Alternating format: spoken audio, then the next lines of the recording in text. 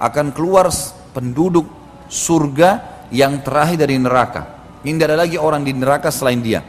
Kemudian dia keluar dalam kondisi berdiri jatuh, dan sebagian tubuhnya mengeluarkan asap karena hangus.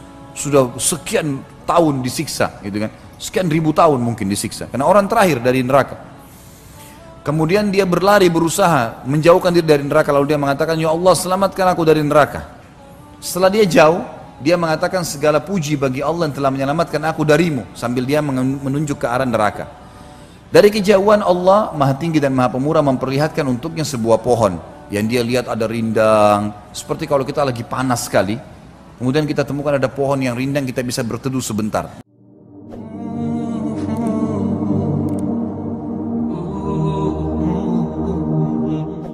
Hingga ketika Allah hendak memberi rahmat pada siapa yang dikehendakinya dari ahli neraka, maksudnya Allah keluarkan mereka, maka Allah memerintahkan para malaikat agar mengeluarkan siapa saja yang menyembah Allah. Lalu para malaikat mengeluarkan mereka dan mengenali mereka lewat bekas sujud, karena Allah mengharamkan pada neraka untuk melahap bekas sujud. Akhirnya mereka dikeluarkan dari neraka dalam keadaan telah hangus terbakar. Lantas disiramkan kepada mereka air kehidupan, sehingga mereka tumbuh sebagaimana biji-bijian tumbuh di aliran air. Kemudian Allah selesai mengadili di antara para hambanya, dan masih ada satu orang yang berada di antara surga dan neraka. Ia adalah penduduk neraka yang terakhir masuk surga. Ia menghadapkan mukanya ke arah neraka lalu mengatakan, wahai Rabb, palingkanlah wajahku dari neraka, karena baunya menggangguku dan apinya membakarku. Lalu Allah bertanya kepadanya, akankah bila aku melakukannya, kamu tidak akan meminta selain itu? Ia menjawab, tidak demi keperkasaanmu. Ia pun berjanji kepada Allah, lalu Allah memalingkan wajahnya dari neraka. Ketika ia menghadap ke arah surga, ia melihat keindahannya, maka ia diam sejenak. Kemudian ia mengatakan, wahai Rabb, sampaikanlah aku di pintu surga. Allah mengatakan, bukankah kau telah janji tidak akan meminta selain yang telah kau minta? Ia mengatakan, wahai Rabb, aku tidak menjadi makhlukmu yang paling celaka. Maksudnya, aku tidak mau celaka ya Allah, sampaikan di situ. Allah bertanya, akankah bila aku memberikan hal itu kepadamu, kamu masih meminta selainnya? Maka ia menjawab, tidak demi keperkasaanmu, aku tidak meminta selain ini. Ia pun berjanji kepada Rabbnya, lalu Allah menyampaikannya di depan pintu gerbang surga. Ketika sampai di pintu surga, ia melihat keindahan berikut isinya, berupa kesenangan dan kegembiraan. Maka ia diam sejenak, lalu ia mengatakan, wahai Rabb, masukkanlah aku ke dalam surga. Allah menjawab, kasihan engkau wahai manusia, betapa engkau ingkar janji. Bukankah engkau berjanji berkali-kali kepadaku untuk tidak meminta selain apa yang telah engkau minta? Ia mengatakan, wahai Rabb, jangan jadikan aku sebagai makhlukmu yang paling celaka. Allah pun tertawa kepadanya, kemudian mengizinkannya masuk surga, seraya mengatakan, berangan-anganlah. Ia pun berangan-angan, hingga ketika terputus angan-angannya, Allah mengatakan, itu akan kau dapatkan. Seperti angan-anganmu, kau akan dapat. Itu akan engkau miliki, atau itu untukmu, dan semisalnya bersamanya. Itulah orang yang terakhir dari ahli surga yang masuk ke dalam surga. Dalam riwayat lain, Bapak Ibu sekalian, berhubungan dengan masalah yang dikutip dalam hadis sahih, dikatakan akan keluar penduduk surga yang terakhir dari neraka. Ini tidak ada lagi orang di neraka selain dia. Kemudian dia keluar dalam kondisi berdiri jatuh, dan sebagian tubuhnya mengeluarkan asap karena hangus. Sudah sekian tahun disiksa, gitu kan? Sekian ribu tahun mungkin disiksa, karena orang terakhir dari neraka. Kemudian dia berlari berusaha menjauhkan diri dari neraka, lalu dia mengatakan, ya Allah selamatkan aku dari neraka. Setelah dia jauh, dia mengatakan segala puji bagi Allah yang telah menyelamatkan aku darimu, sambil dia menunjuk ke arah neraka.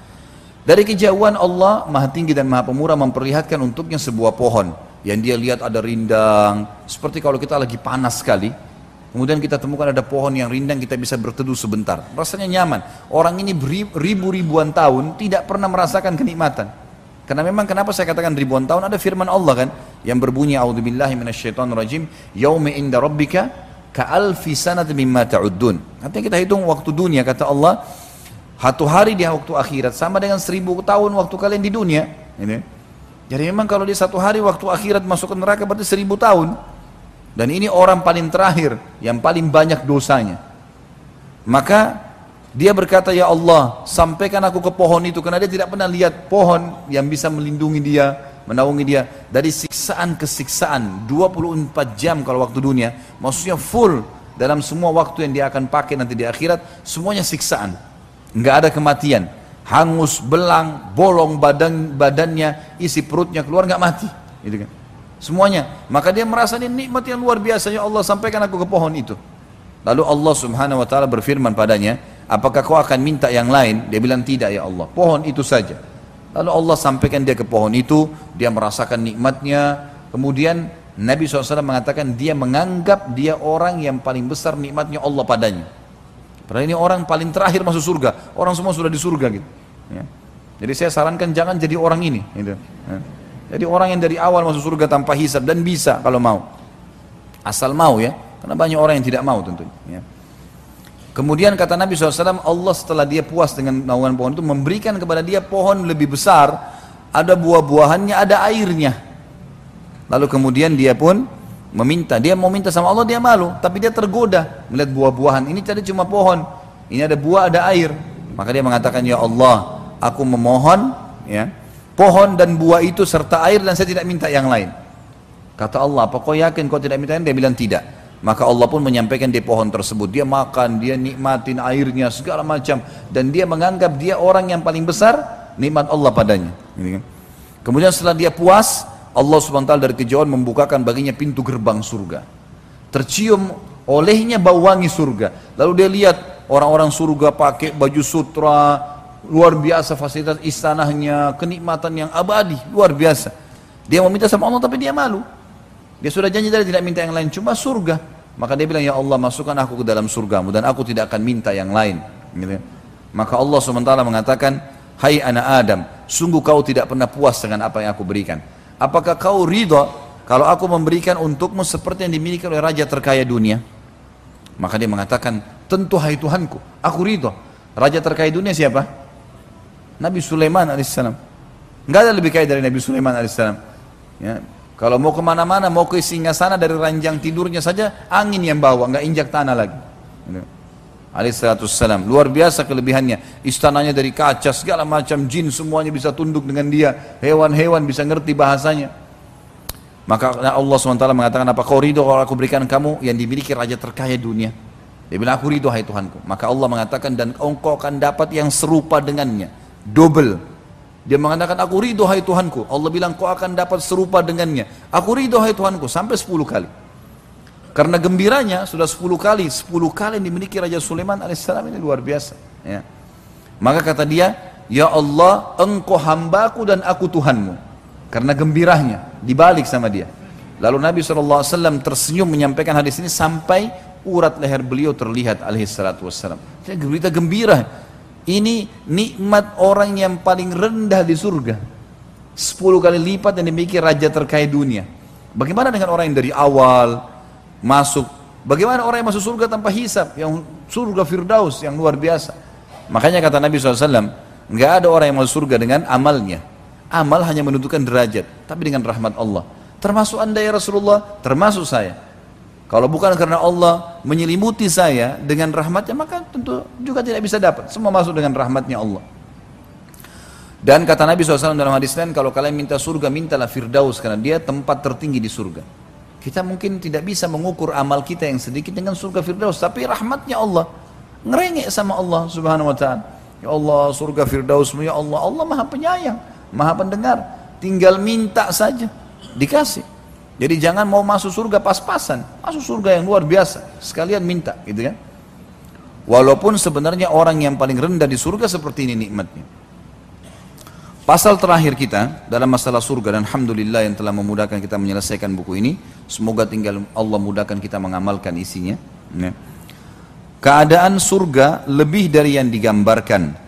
Allah dalam sebuah hadis yang sahih, hadis Nabi SAW riwayat Bukhari Muslim, pada saat menjelaskan surah As-Sajdah ayat 17, Abu Hurairah radhiyallahu anhu meriwayatkan sabda Nabi SAW, qala Allah azza wa jal, a'dadtu li'ibadi salihina ma la 'ainun ra'at wa la udhunun sami'at wa la khatara ala qalbi bashar misdaqu dzalika fi kitabillah fala ta'lamu nafsum ma ukhfiya lahum min qurrati a'yunin jazaa'an bima kanu ya'malun. Allah berfirman, Allah yang maha tinggi dan maha pemurah berfirman, aku telah siapkan untuk hamba-hambaku yang saleh. Saleh mengerjakan semua perintah, tinggalkan larangan. Apa yang tidak pernah dilihat oleh mata, tidak didengar oleh telinga, dan tidak pula terlintas di hati manusia. Bukti hal tersebut terdapat dalam kitabullah yang berbunyi dalam surah Sajdah ayat 17, seseorang tidak mengetahui apa yang disembunyikan untuk mereka, yaitu bermacam-macam nikmat yang menyedapkan pandangan mata sebagai balasan terhadap apa yang telah mereka kerjakan. Di dalam hadis Bukhari yang lain, Sahal bin Sa'ad As-Sa'idi radhiyallahu anhu menuturkan sabda Rasulullah sallallahu alaihi wasallam, tempat cemeti di surga itu lebih baik daripada dunia dan seluruh isinya. Tempat sapu tangan lebih baik daripada dunia dan seluruh isinya. Bayangkan kalau kita miliki dunia dan seluruh isinya. Orang memiliki Rawamangun saja ini sudah luar biasa dianggap kaya, ya. Tuan tanah di Rawamangun, apalagi kalau Jakarta Timur, apalagi kalau seluruh Jabodetabek, apalagi kalau seluruh Indonesia, apalagi kalau seluruh dunia. Tempat cemeti di surga lebih baik daripada dunia dan seluruh isi. Tempat cemetinya saja, gitu kan. Dalam hadis yang lain riwayat Bukhari, Abu Hurairah radhiyallahu anhu meriwayatkan sabda Rasulullah SAW, sungguh tali busur salah seorang dari kalian di surga itu lebih baik daripada segala yang diterbiti dan diterbenami oleh matahari. Makna yang lain adalah tali busur, ada hadis yang menyebutkan yang kalian gunakan di jalan Allah berperang, gitu kan? Itu lebih baik daripada dunia, lebih baik daripada terbitnya dan terbenamnya matahari. Bisa juga bermakna seperti awal hadis ini, kalau di surga akan ada tali busur seseorang. Allahu alam dia gunakan untuk apa, tapi yang jelas penyampaian Nabi SAW kita imani. Kemudian hadis yang lain riwayat Bukhari juga, Anas radhiyallahu anhu menuturkan, meriwayatkan sabda Rasulullah SAW, ahli surga yang paling rendah derajatnya untuk orang, ya, yang dilayani 10.000 pelayan. Hadis Bukhari. Tangan masing-masing mereka membawa 2 piring. 10.000 pelayan, masing-masing bawa 2 piring. Yang satu terbuat dari emas, yang kedua terbuat dari perak. Berisi macam-macam makanan, buah-buahan, segala macam hal. 10.000 pelayan, berarti ada 20.000 piring. Dan dia bisa makan semuanya tanpa kenyang. Dia bisa nikmatin semua. Karena saya sudah sebutkan di surga tidak ada lapar, tidak ada kenyang. Orang makan karena kenikmatan.